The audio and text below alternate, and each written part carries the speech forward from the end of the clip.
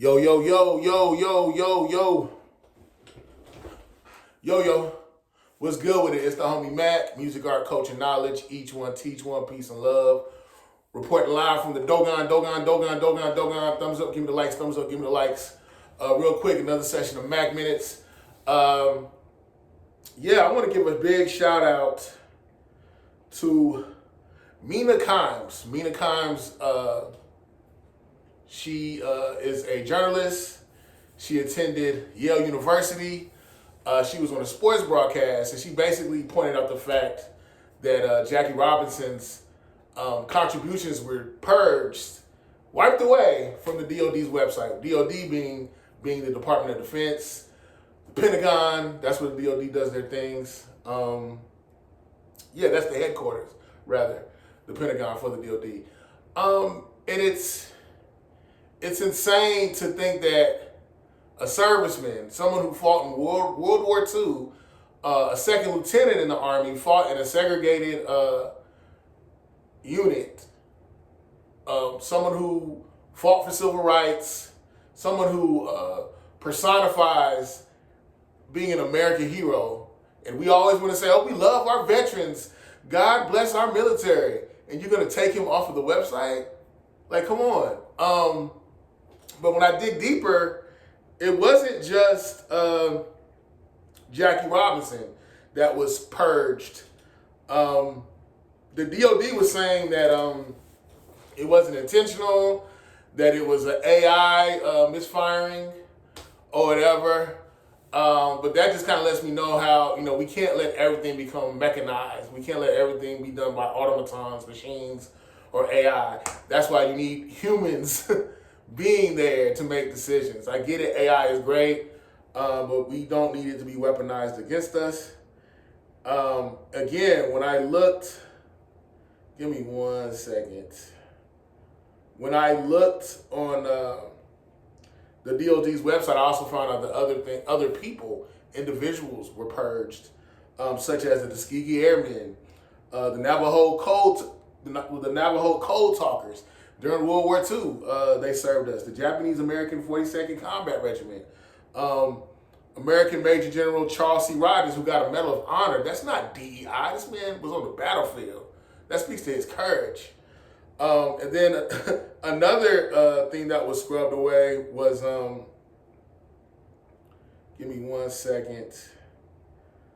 Another thing that was scrubbed away was Enola Gay. I'm thinking they saw the word gay, and they're thinking, oh, DEI, we need to purge this.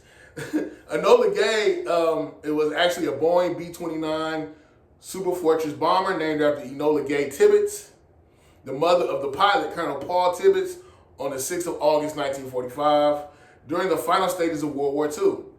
It became the first aircraft to drop an atomic bomb in warfare. The bomb code named Little Boy was targeted at the city of Hiroshima, Japan, and destroyed about 3/4 of the city. Enola Gay participated in the second nuclear attack as the weather reconnaissance aircraft for the primary target of Kokura. Clouds and drifting smoke resulted in Nagasaki, a secondary target, being bombed instead. Yeah, so salute to my frat brother. Salute to my frat brother Jackie Robinson. He was a member of Alpha Phi Alpha Fraternity Incorporated. We know that he integrated the game of baseball. He went to UCLA. I believe he wasn't able to finish. I'm not sure if he went back, but he was drafted, so he wasn't able to finish and get his degree in undergrad. But I'm not sure if he went back, but I know he was drafted, so he didn't finish. This man, civil rights activist, broke the color line in baseball. Again, is the quintessential hero. He was a serviceman. Again, fought for civil rights, fought for equity, equality for all people. And I guess I'm wondering if this is like reprisal for the Republican Party being at odds with different Confederate generals getting their statues taken down, or they felt like a lot of things that spoke to Southern Confederate culture were being dismantled, So I don't know if they feel like this is the reprisal. We'll get back at DEI. All these people of color, specifically black people, because we're always the ones sacrificed in the beginning. Always the one targeted at the beginning. I don't know if they're like, this is our get back. We'll just get rid of your heroes. And what they don't understand is our heroes are not just our heroes, they're your heroes too, because you benefited from our sacrifices. And this whole DEI thing, the primary, and I'll scream this from the mountaintops, the primary benefactors of DEI have been white women. Go figure. DEI has primarily benefited white women, but now DEI, the term, is being weaponized to mean basically we're taking jobs away from white men that are capable, that essentially people aren't even capable of doing the work, so they're just a DEI hire. And my thing is, why did we create DEI?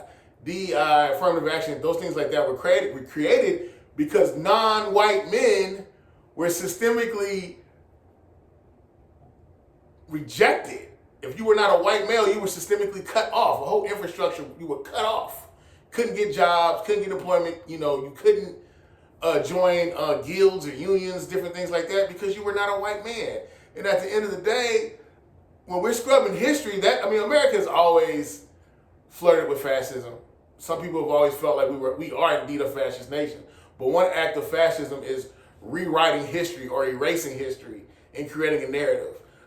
George Orwell talks about that in 1984. And I can't stress it enough. Again, I got my degree in history and public policy from Georgia State University. I can't stress this enough. Make sure you read. The books that are banned, definitely read those. Read. Take time to become infinitely familiar with history. Don't look for the narratives that you want. Don't look for the narratives that confirm your bias. Try to just objectively see what's true and real. Okay?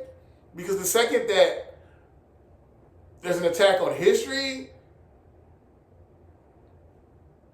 that's when we're creating false narratives in society. And if we have false narratives in society, and objective reality is no longer of consequence, society is doomed.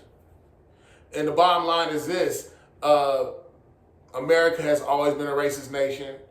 America has always, how do I say this? America was designed for wealthy white men to own property, land, and people, and we have wealth, to have access to wealth. I think, again, I've said this before, our forefathers did not realize how amalgamated culturally, ethnically that our nation will become. So as a consequence, now you're seeing that people that are non-white are making moves and they're becoming integrated in society, and they're getting positions of power. And if you're a white man and the whole time you've been told like this is your land and you're supposed to be on top of the food chain, yeah, you're afraid. So I get it. White supremacy at its core is rooted in fear. I believe it was what was her name? Dr. Frances Cress Welsing. She said at its core, white supremacists feel genetic annihilation. They fear being wiped out. So it's a fear thing. I get it. I don't know how to make them overcome that fear. But my thing is, when we don't, again, when objective truth does not matter, society is doomed. And I can't stress this enough. Dig into these history books. Learn, read, study. Because what you don't know can be weaponized against you. Okay? That's pretty much all I got for y'all tonight, man. Just, again, salute to Jackie Robinson. As African Americans, as people of color, like, not even just, it's a race thing, but it's bigger than race in the sense of it affects all people. You know, the second that we distort history or we want to erase history, that negatively impacts, has a negative residual impact that affects all people. It hurts all of us. So again, each one teach one, peace and love. Read, study. Get in those books, man. Actually research. Take the time to read and think. You know, and I think our education system often, it's not big on critical thinking. It tells you what to think, what to study. but people need to go beyond that and be aggressive and assertive in their own learning and education. Not just what to think, but how to think critically. We need to get back to that. But yeah, I just want to say the thing about this Trump administration, I'm how do I say this? I definitely fear or have no, I don't want to say fear. I don't deal in fear. I have a concern that Donald Trump, President Trump, is anti-democracy. I question if he truly believes in democracy. And at this point in time in human history, everybody that's here, every U.S. citizen, you know, more than ever, this is a time that we need to pay attention to government. This is a time that we really need to be in service to one another. If we truly believe in the idea of America. We know theory and application to go hand in hand, but the theory, the idea of America is beautiful. You know, it's a melting pot. You know, we live amongst each other. We're culturally diverse. There's nothing wrong with that. It's just I don't like the idea of white supremacists, not even the idea, the reality. What upsets me is the reality of white supremacists that want to subjugate non-whites and want to rewrite history and want to act like they're taking this noble standing for America when really your patriotism is rooted in racism. But anyway, I can be here all night. Each one teach one piece of love. It's the homie Mac, man. Each one teach one. Thumbs up, give me the likes. Thumbs up, give me the likes. I'm out.